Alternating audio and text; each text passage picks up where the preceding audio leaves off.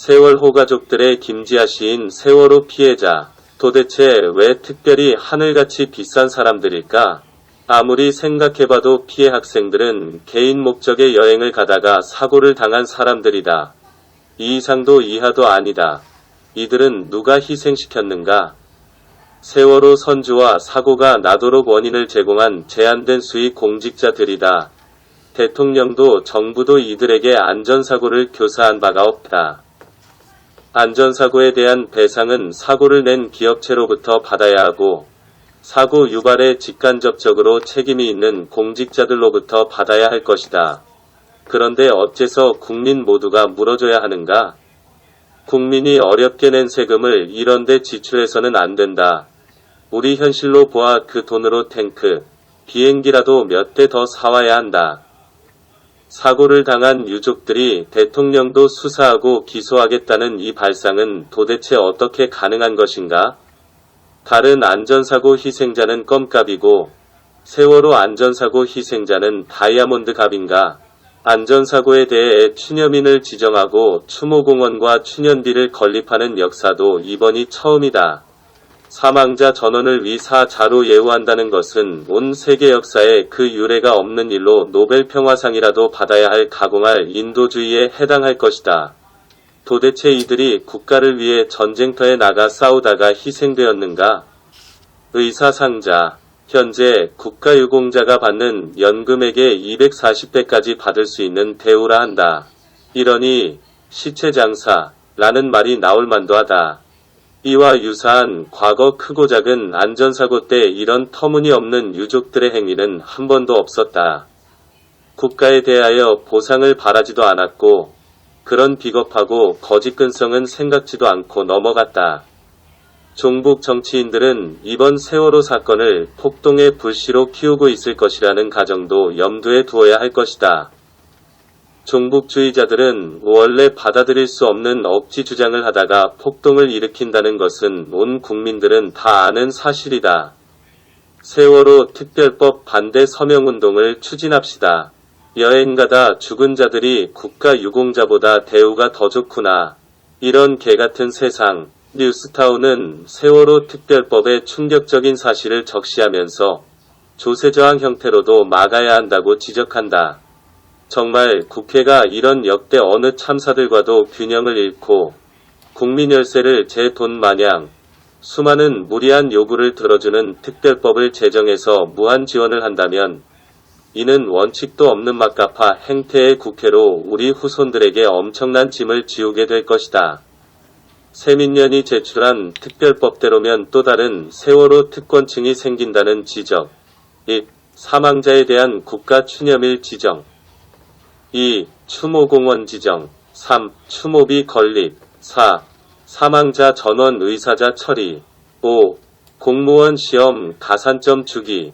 6. 단원고 피해 학생 전원 대입 특례 전형 수업료 경감. 7. 사망자 형제자매 대입 특례 전형 수업료 경감. 8. 유가족을 위한 주기적 정신적 치료 평생 지원. 9. 유가족 생활안정 평생 지원. 10. TV 수신료 감면. 11. 수도요금 감면. 12. 전기요금 감면. 13. 전화요금 등의 공공요금 감면. 14. 상속세 조세 감면. 15. 양도세 등 각종 조세 감면 혜택. 16. 기타 세월호 피해자에 대한 근로자 치유휴직. 17. 유가족들의 직계 빗속에 대한 교육비 지원. 18. 형제자매들에 대한 교육비 지원. 19. 아이보기 지원. 20. 간병 서비스. 21. 화물 등 물적 피해 지원. 22. 경제적 어려움을 겪고 있는 피해자 금융거래 관련 협조 요청 등. 이건 국민 세금으로 도대체 뭘 하자는 이야기이며 삼풍백화점 참사 유족들, 시랜드 참사 유족들, 대구 지하철 참사 유족들과 형평을 완전히 잃은 소름 돋는 법안이다. 세월호 특별법, 이건 너무한 법안이다. 이 법안은 막아야 한다. 이런 쓰레기 같은 법은 못하게 서명운동이라도 해야 합니다.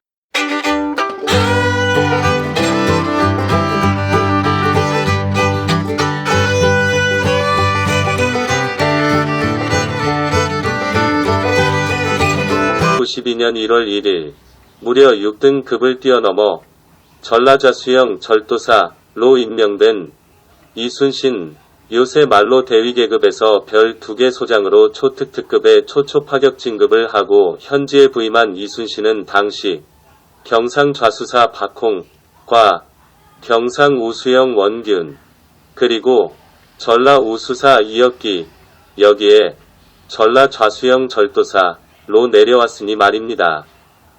예나 지금이나 군대 조직에서 파격적인 계급장을 달고 내려온 이순신을 보고 이들이 가만히 있었을 리가 있었겠습니까?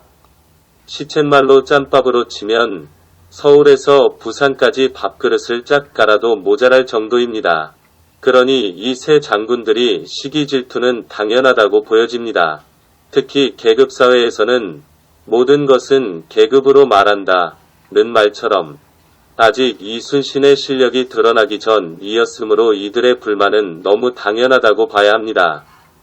그리고 세월이 흘러 임진왜란이 소강상태인 1597년 정유년 2월 원균의 모함으로 이순신은 한산통제영에서 체포되어 한양으로 압송되어 국형장이 열렸습니다.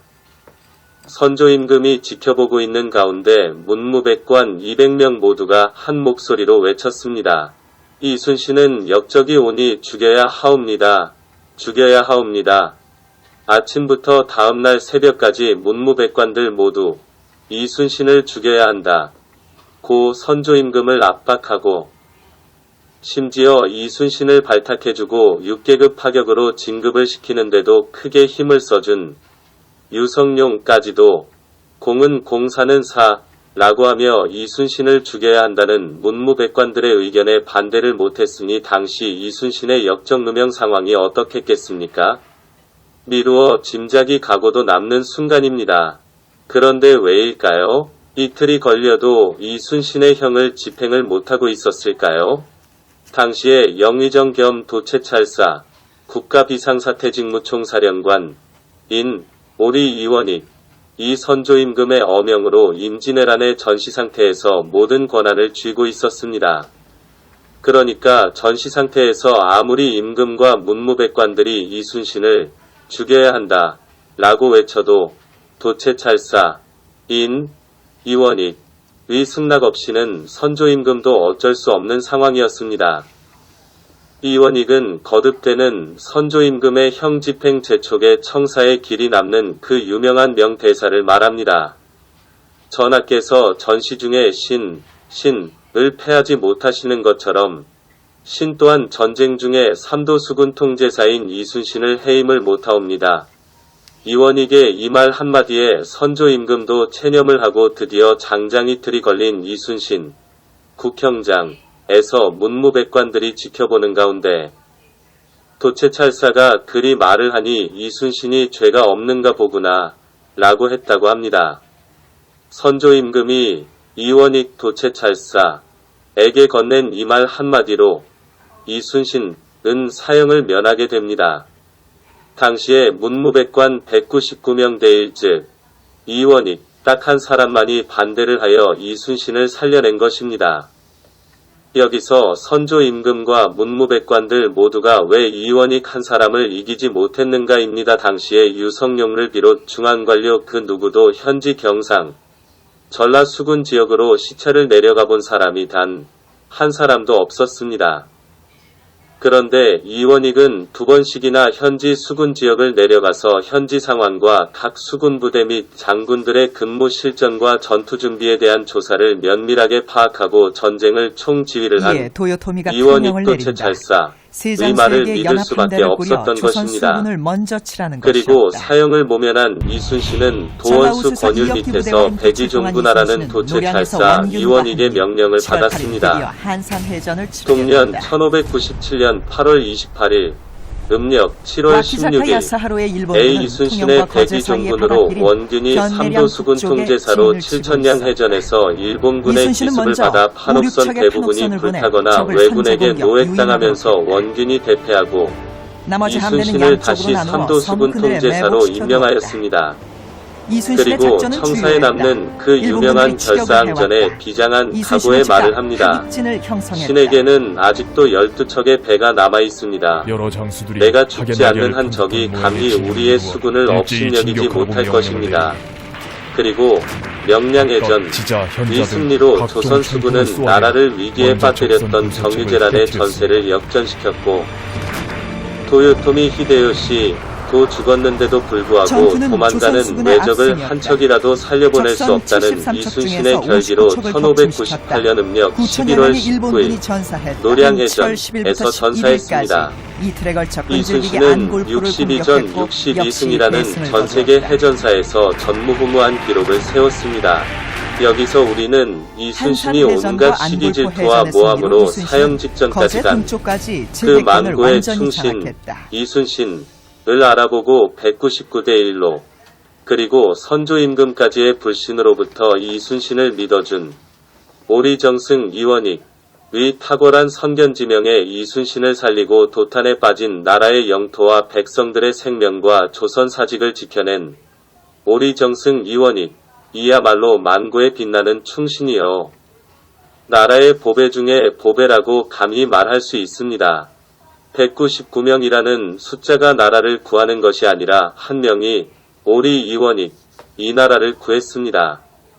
한 사람, 올바른 한 사람이 중요합니다. 오늘 대한민국은 그 한 사람을 찾습니다. 오늘 우리나라를 구할 그 한 사람이 누구입니까?